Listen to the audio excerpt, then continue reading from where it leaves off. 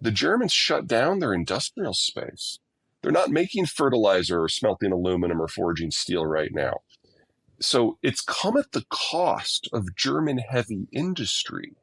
And German heavy industry is not like American heavy industry. For us, that's an economic sector into itself. Some imports, some exports, some deals with the US domestic economy. Not in Germany. In Germany, the natural gas isn't just used for power. It's used to make the base materials in the petrochemical system that then inform their entire manufacturing sector. And without that, there is no German manufacturing sector. So BASF is physically dismantling their industrial plant within Germany and shipping it to other places, most notably Louisiana, to tap places where there still is natural gas, hoping that they can ship the chemicals back to their home country to save their economic system.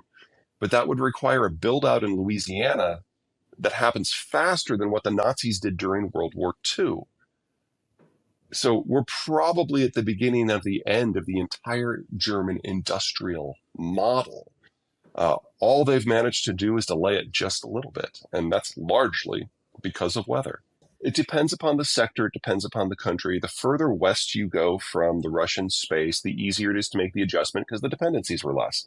The problem with a place like Germany is that the industrial model is one that is the end result of 150 years of tinkering perfection. So in order for them to switch to a fundamentally different model, it has to not be energy intensive. It has to not be based on a worker demographic that is dying out. And it has to not be based on global trade. You don't do that in 2 years. I think actually the weak point isn't NATO. I think the Europeans really have decided to bite the bullet on this. I think the implications are for the European Union.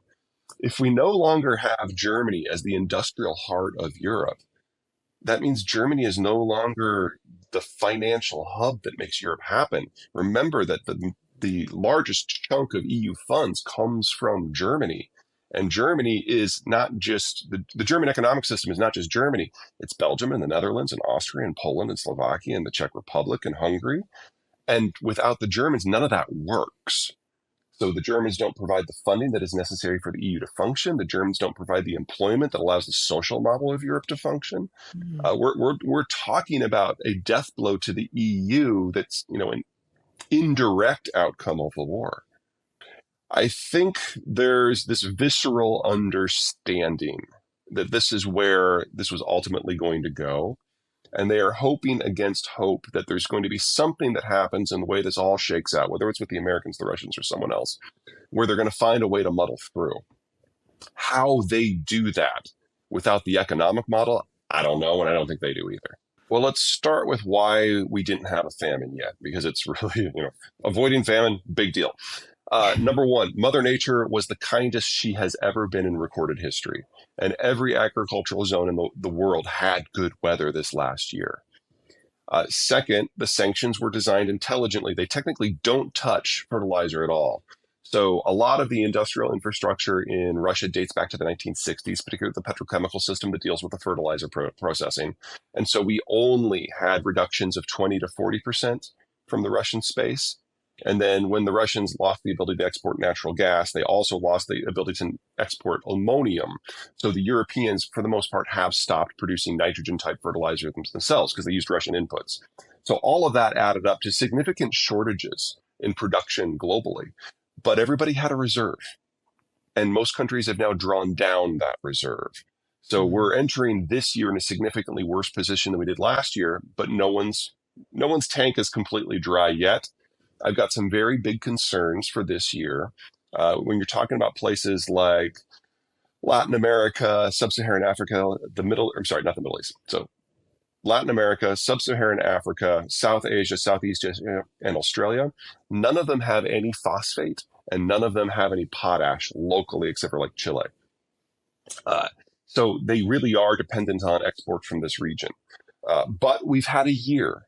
And in that year, a few new suppliers have managed to spin out. Normally, it takes 3 years to bring a phosphate or a nitrogen facility online, and about 10 years for potash. And companies and countries have started to increase their output to incrementally take bites out of that. So as long as the Russian stuff doesn't fall off the market in a hot second, this will be relatively contained. But with Nord Stream offline, Europe is no longer part of the solution. And if we get Mm. into the spring and natural gas demand picks back up because of China, then a lot of East Asia can't be part of the solution because they use LNG to make natural gas based Mm. nitrogen fertilizer. And the Canadians are doing everything they can to speed up potash development, and they're hoping they can do it in 7 years instead of 10.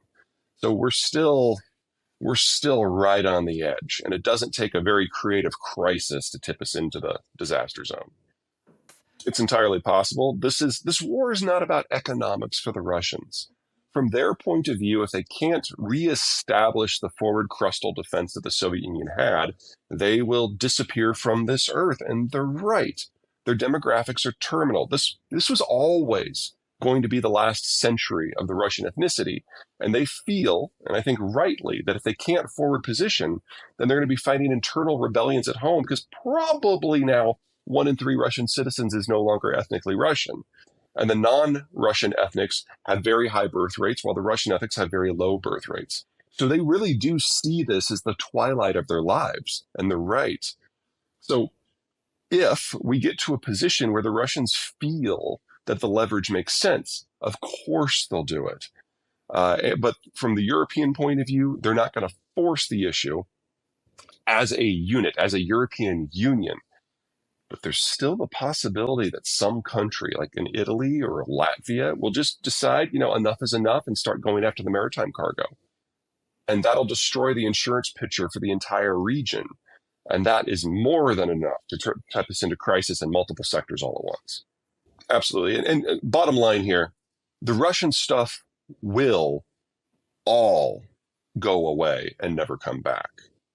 That's cooked in now. The Russian technological base is weak. Their workforce was hollowed out before they started throwing hundreds of thousands of people at this conflict.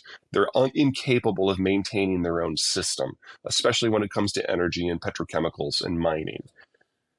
A lot of the growth we have seen around the world since 1992 has been about the inclusion of places that didn't participate in the first wave of globalization into the system.